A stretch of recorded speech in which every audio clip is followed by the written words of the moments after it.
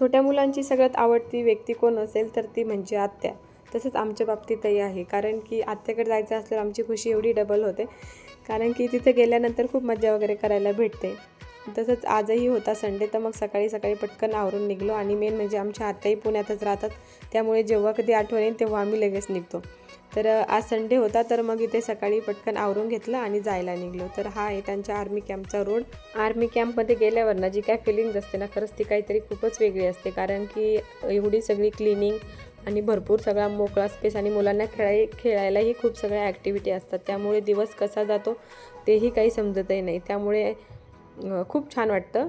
तर आम्ही जेव्हापासून ते कॅम्पमध्ये आहे तर कंटिन्यू जातो.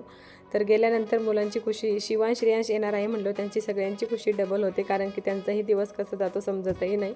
त्यानंतर मस्त सर्वांनी इथे नाश्ता वगैरे करायला घेतला आणि नाश्ता केला.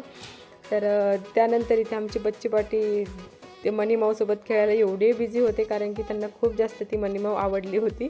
आणि एक सोडून दोन मनी माऊ होते, त्यामुळे त्यांचा खूप टाईम स्पेंड झाला. त्यानंतर आम्ही दोघी पोहोचलो कॅन्टीनला. काही छोट्या मोठ्या गोष्टी घ्यायच्या होत्या तर गेलो, आणि थोडंसं सामान घ्यायचं होतं, एवढं मोठं सामान घेऊन बसलो. त्यानंतर आम्ही पोहोचलो घरी. तर घरी आल्यावर हे आमचं बाळ एवढं छान कार्टून एन्जॉय करत होतं, कारण की आम्ही त्याला घरीच ठेवून गेलो होतो.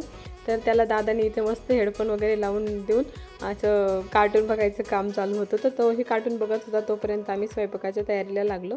तर इथे ताईने मस्त सूप वगैरे बनवलं होतं, भाजी बनवली, आणि भाजीची रेसिपी मी तुम्हाला फुल व्हिडिओमध्ये शेअर केलेली आहे, जाऊन नक्की चेक करा.